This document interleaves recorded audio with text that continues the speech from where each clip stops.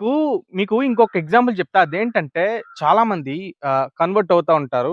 So, ఇక్కడ point ఏంటంటే వాళ్ళ బిలీఫ్‌ని మార్చుకోవడం తప్పులేదు. కానీ ఇక్కడ తప్పేంటంటే వాళ్ళు కన్వర్ట్ అయిన తర్వాత కూడా వాళ్ళ కులానికి చెందిన ఈ రిజర్వేషన్స్ కానీ, వాళ్ళ బెనిఫిట్ కానీ ఏదైతే ఉంటదో ఇవి తీసుకుంటా ఉంటారు.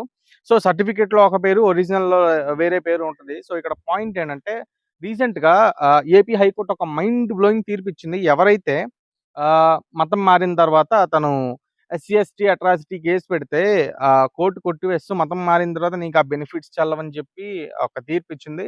ఇది అఫీషియల్‌గా అమల్లోకి ఉన్నప్పటికీ చాలా మంది దీన్ని యూజ్ చేసుకోరు. ఐ మీన్ అఫీషియల్‌గా అమల్లోకి ఉన్నప్పటికీ కూడా చాలా కోర్ట్స్ దీన్ని కన్సిడర్ చేయవు. పోలీస్ అఫీషియల్స్ కూడా కన్సిడర్ చేయరు. కేసు బనాయించేస్తా ఉంటారు.